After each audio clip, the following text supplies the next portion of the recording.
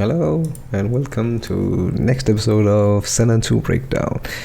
Today we're gonna talk and start talking about the huge part of the Frag movie, the Ammocounter, or just the ammo, whatever you want to call it. I call it the Ammocounter, which is, I don't know how to say it now.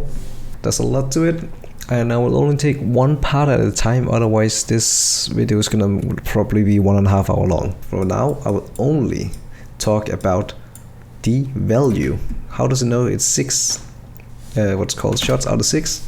That's what we're gonna look at today. So we have ammo 1 and ammo 2. Ammo 2 is the maximum ammo and ammo 1 is the current ammo. You already know the first part here. This is how we get the actual ammo file itself, which is over here. I have it open already, and it just looks at the project, where it is, and then you find the folder, and then you have the player plus the demo file name, which is this one. It's default name for all of them, and I use path as always for the player _tick, so we know exactly which clip this is. I have the same naming scheme for all my frags. That's how I can make this semi-automatic, not full automatic, only semi-automatic. Now, what does the code even say? Then we have this line right here. It says a lot of things, but it's really only 2.5 parts. We take the time and we subtract the start time of this ammo layer. Again, that is so that our frame 0 is at the start of the layer. We see here we're frame 17, but if I move this back, we're then at frame 0. There we go. Took a while to update. The reason it's moved back is so I can synchronize it with the actual clip over here. Okay, I remember now.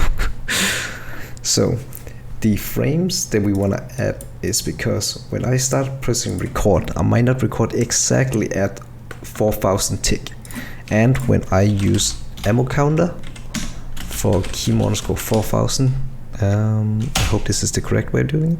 Yes, it starts at exactly 4000, and then we can see on the file here, key_4000, this first tick here, or the first frame here, is actually text, is at 4000. But when I press the record button, it might not be exact. For fuck's sake, it might not be exactly at 4000. So we have to offset it with a few frames.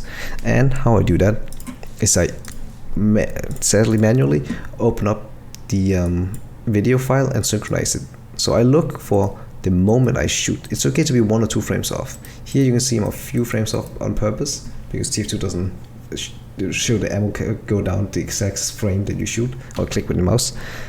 So let's say it's here, 635. Okay, 635. I scroll down to 635. Damn, you can see it's not yet 5. This is where I want it to be 5. Or did I move back? And then just you can see it's 6. So what I can take is I can take a calculator if I want to make it simple. I can take, okay, what frame does it shoot? 648 minus 635, 13 frames. Okay, and I add 13 frames. Boom. And then it's synchronized. And now we have it whenever I shoot, it actually updates to the correct frame. Cool. This frame here is a helper layer that it really just helps me to see what frame I'm at. And that is this line right here. Nice and simple. Now, what we also have is we want to split the input that we get from the text file, because when it reads the text file, it actually reads 6 out of 6. But as you can see, this layer, the current ammo is the first one. So we split it, and then we take only the first input. Simple as that.